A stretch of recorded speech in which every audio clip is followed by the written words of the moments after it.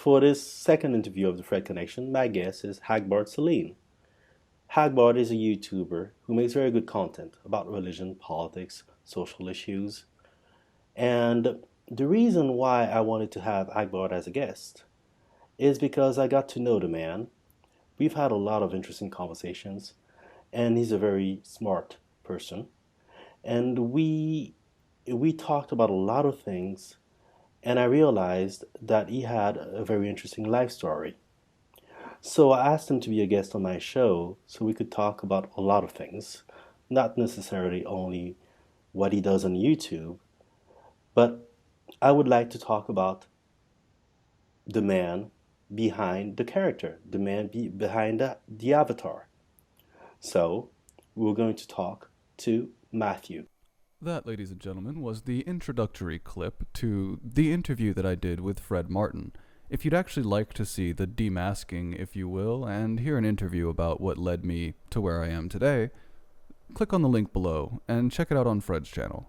If you haven't done that, or you have and you're back now, well, today we're going to have a fun, light little read about some racist tacos. No, I'm not joking. The title of this piece is The $62 No Meal, or Racist Tacos in Ogunquit. I'm not sure if I'm pronouncing that correctly, and it's a Native American term, I'm guessing. So correct me in the comments if you will. Daily racial microaggressions are a part of my life, and pretty much a part of most black people's lives in America. It is the price that we pay to live these lives in these containers, which are called black bodies. If I wrote or even thought too hard about the majority of these uncomfortable moments, from asking for my ID when half a dozen white people in front of me weren't Okay, brilliant writing. From asking for my ID when half a dozen white people in front of me weren't, to expressing surprise I run an organization or actually live in Maine, to strangers touching my exotic hair without warning, and so on, and so on, and so on. I hear a lot of you crying about something, but not a whole lot of evidence for it at all. As a matter of fact, you saying people are surprised that you run an organization isn't racially motivated. If I said I ran an organization or a business, people would be surprised, dear. It's not shocking. I would never get anything done. Yet there are moments that are feel so vile. Okay, that's how you wrote that. Yet there are moments that are feel so vile. Okay. So uncomfortable and so utterly dehumanizing, even if they are micro in nature, that they create doubts within myself. And then I do share. I share to reclaim the humanity that racism attempts to steal from me. I share because whiteness says I don't have a voice, but it's a liar. Yeah, no, you're the one who says that, not whiteness, dear. This is not the onus of white people to deal with. Labor Day weekend is the last great hurrah of summer for many of us. While I'm not much for holidays, I do, however, have a few traditions that I have created over the years, and heading to Ogunquit, Maine, I really don't know if I'm pronouncing that correctly, around Labor Day is one of those traditions. Being a town that is known for being open and accepting to the gay and lesbian community, and as a member of a marginalized group myself, Ogunquit has often been a place in Maine where I feel moderately comfortable. Only moderately, because you're an oversensitive prissy cunt, but beyond that. Which is why what happened last night to my family really shocked me. If you follow my Twitter feed, Black Girl in Maine, you can read the detailed account that I posted the evening of September 4th. But as shocking as it was, it's also a reminder that Maine in 2016, current year of all years, under the leadership of a governor who makes openly racist statements and an entire nation in the era of Trump, might truly not be a safe space for Black and Latinx people. I'm assuming your co-parent, as you go on to call her, I'm now assuming, is Latinx, or whatever that made-up word is. After tooling around and checking out the sights and taking a couple-mile-long walk along the coast, the dinner hour came, and I realized that the kiddo and I and my co-parent, as I said, co-parent, needed to eat. Now that the picky-eating tween finally eats tacos, we decided Banditos, the local Mexican spot, was our dinner destination. After a 20-minute wait for a table, we were seated, and that's when the evening began to get curious. No, that's when you started misinterpreting things. The 20-minute wait, by the way, is a warning. If you're ever left 20 minutes waiting for a table at a restaurant, you're going to be there for a while. Understand that. It took the server a good 10 minutes to come over and greet us. In fact, we weren't even sure who our server was, as we saw several and the place was packed. Given that we had to wait 20 minutes to be seated, we were pretty ready to order. Yeah, that's great. As I said, waiting 20 minutes is a warning. Now, I know the place was busy, and having been a server during my college years, I still recall what it is like to have the dinner rush. It's intense. That said, personality goes a long way. When our server finally comes over, she's an older white woman, which is to say she's at least my age, though she could have been in her mid-50s too. Our server seemed frazzled from the moment she came over to our table to take our drink order, when I asked if she provided chips and salsa, most quote-unquote real Mexican joints put that on the table for free. No, as a matter of fact, most real Mexican joints don't. Most commercialized Mexican joints do, because they're trying to fill you up. She gave me a funny look, so I asked if I could order chips, salsa, and guacamole. Not really anything too weird yet, though some kind of warmth or "I hope you weren't waiting too long, it's really busy tonight" would have been nice. She may have delivered that line had you not greeted her with, "Yo, where the chips and salsa at, though?" See, that would have maybe gone a little bit better.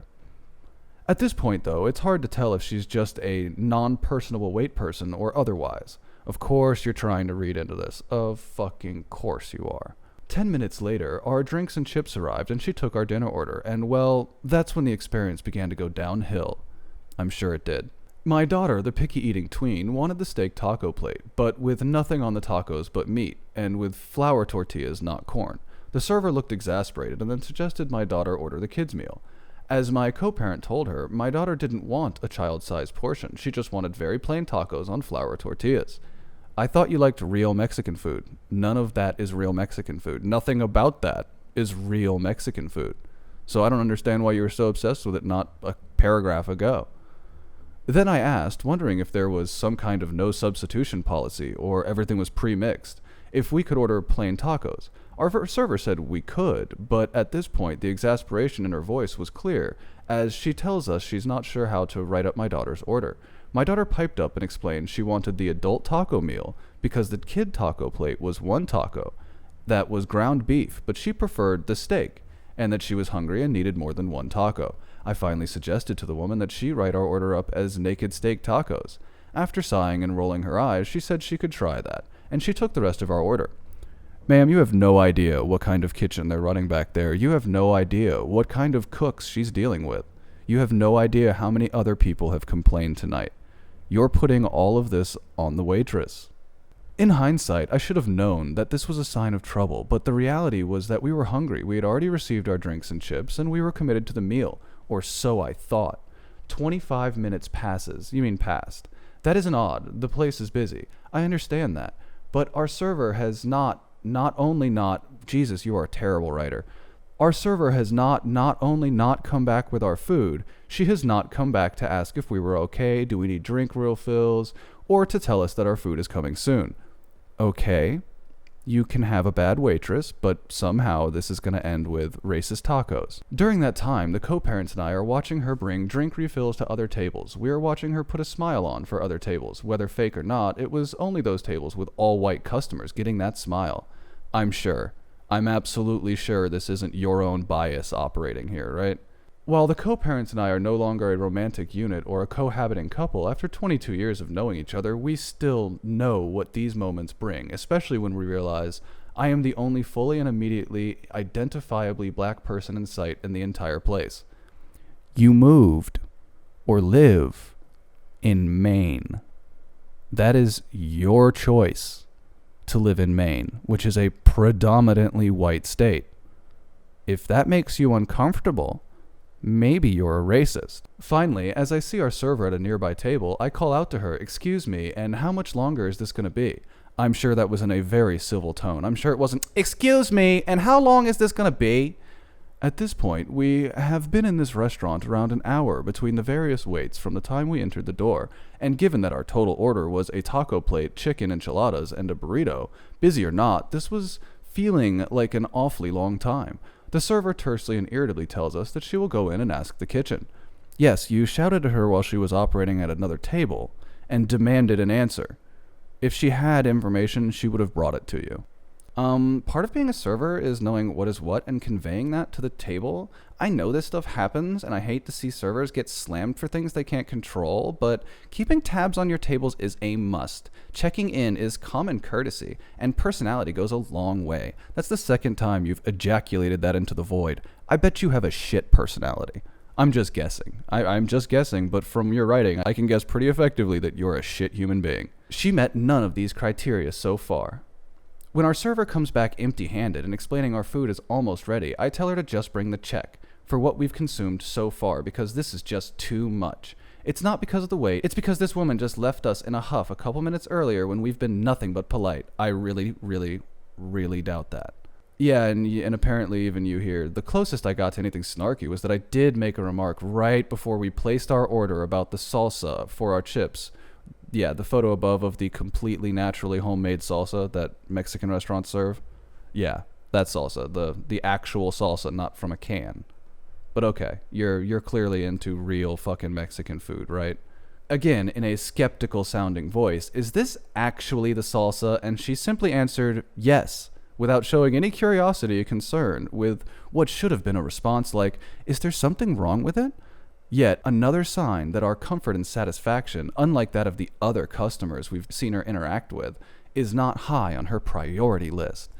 Yeah, I'm sure you guys walked in, were completely polite, immediately cried about the chips and salsa, immediately cried about the salsa when you get it, and then constantly complained about the length of time for the wait. Yeah, you guys are great customers. I'm super, super happy that you guys got good service. Less than 2 minutes after we say we no longer want our food and we want the check for what we've drank and eaten so far, our wait person returns carrying the food we said we didn't want anymore, accompanied with a white woman around the same age as her, who, although she never identified herself, was clearly either a manager or an owner of the place. We'd immediately say, we don't want the food anymore, we're not happy with our service. And the new woman's response is, quite atypical of any restaurant manager I've ever encountered, to immediately say, you owe us $62 for the food. No, what's going on, how can we make this right, or anything that I've experienced before. Just demand that we pay for our food that we just minutes earlier said we no longer wanted. At this point, my daughter is getting anxious. My co-parent stands up and tells the manager-owner, angry white woman, yeah, you're the one constantly bringing race into this, but of course they're the racists, that the service was really poor and we just don't want to eat here. The manager proceeds to tell us that they are busy, and back and forth ensues, including my co-parent noting we were treated disrespectfully, and wondering aloud whether it had anything about me and my daughter being the only non-white patron, and this not exactly being the first time, and the woman immediately saying, why would that cause you to be mistreated? It is clear that, despite our dissatisfaction, there was going to be no attempt to find a middle ground, and we're going to have to pay for our entire meal we're not going to be eating. Well, that would be your choice. She literally said the food was coming out of the kitchen and you canceled the order. If this were a big company, like the Outback Steakhouse, they'd comp you and let you walk. But I don't think this is a big company. I think this is probably a mom and pop place, considering you presumed that one of these people was the owner. So I've got to assume this isn't a big joint and they can't absorb your order after you have been so picky and bitchy. The manager woman then proceeds to tell me, among other things that seem to indicate that possible racially biased behavior towards me is impossible, and a fantasy in my head, that no one at the establishment could possibly be racist. She just wrote possible because, IQs. Because they have black people working in the kitchen. She then offers to take me into the kitchen to meet the black people back there. To say that I was caught off guard would be an understatement. Yeah, I know you're shocked that black people worked at this establishment and were probably treated as fair and evenly as any other employee, and that it wasn't racially motivated. Perhaps you're just a shit human. My co-parent has already hustled our daughter out of the fray, but I'm still there getting tag-teamed on how racism is impossible while I finish setting up the tab and making sure the cash on the table gets into their hands, since it's clear that if we argued the tab, odds are they'd call the police on us. As I was paying the bill, I told her that I would be writing a review about my experience, and she laughed at me with a chuckle and a snide look, said, go ahead. This is exactly the treatment you deserved. I don't feel bad for you. It sounds like you were nightmare fucking customers who harassed a waitress while she was operating on another table, wasn't satisfied with anything about the restaurant experience, didn't ask real questions, just bitchy, suggestive questions like, is this really the salsa? No one wants to answer that question. It sounds to me like you're a bit of a cunt. As soon as she started talking about using Twitter as a catharsis, I realized I'm just going to sample 2 more paragraphs from this. to show that she's a completely insane person. The thing is, I think these women are not intentional racist. They probably don't think of their actions as racially biased. But I do think the server held biases that affected her interaction with us. The myth that black people don't tip runs rampant in the service industry. Myth. Myth in big quotes. So while she was flustered and slammed, she could muster up enough energy to fake it with the other tables. But with me, she assumed she would get no tip, so she gave me no effort. Listen, with the myth in place that black people don't tip, if the first thing a group of black people does is begin to complain about the service and complain about the food, I'm presuming they're not going to tip. By the way, if a white person does that, servers pretty much assume they're not going to tip too. And if a young white man walks in, like myself, they also tend to presume that I'm not going to tip very well because they presume I am poor. Quite correctly. The manager-owner, instead of seeing a middle-aged family unit, saw a white man, black woman, and made assumptions about us, including assuming that I had no voice. Thus her laughter when I mentioned I would be writing a review. My intention had been to give them a 1 on Facebook. You're an awful fucking writer. You should not write, ever. You're terrible at using the English language. It's like reading a bumblefuck. It's so shit. It's difficult for me to get through. Understand that. But on thinking back how racially insensitive and racially tone-deaf their responses to me were, I felt more needed to be said, in part because I see and hear about this happening more since our openly racist governor took office in 2010. Since Donald Trump started peddling racism as a way to mobilize support, they've mainstreamed racism again and emboldened people to stand up to black folks and other people of color and speak their minds. God, she really longs for those old days where as soon as she said racist, white people tuck dick. Really, you wish those days would come back. You desperately need that power, because otherwise you can't wander around and just be a cunt. Because that's what you're doing. Now for the final paragraph I'm going to read, which kind of contradicts the first one. Lastly, in a town that is known for its open embrace for marginalized people, receiving such shoddy service and treatment scares me. You're frightened you had a bad experience at a restaurant. You should probably off yourself. Just for your own good, I don't think you can handle the psychological stress of the rest of life, if getting bad service made you feel racially uncomfortable. In the past week in Maine, many people of color have spoken out about the fear of what it means to be black in a state where our governor states racial lies as facts. The racial lies that gangbangers come in from other states and fuck up the state is not a racial lie. It's a fact. If it makes you uncomfortable, tell them not to come over. I'm sure you're related somehow, right? That was a joke. Given that both the server and manager-owner appeared to be working-class white women, and yes, I know I'm making assumptions. No, you mean you're being a racist. And you're admitting it right here. I wonder, are they feeling emboldened by the seductive dog whistle politics that passes as truth in 2016? For so many Americans, from people running for office to conservatives commenting on TV to the people that support them. Aren't you such a fucking victim? You know what? Jam the taco up your taco. How's that? You dumb bent. If you had been bold enough to use the names of the individuals, this would arguably pass for slander. So, good job. You've committed an act of slander against 2 individuals who simply gave you bad service, quite possibly because you're a bitch. That's it for me, ladies and gents. I hope you clicked on and enjoyed the interview I did with Fred, and I hope you see how ridiculous and all-pervasive this victim mentality is becoming amongst a certain percentage of the black population in America. Thanks for joining me. I hope you had fun. Stay safe, good luck, and goodbye.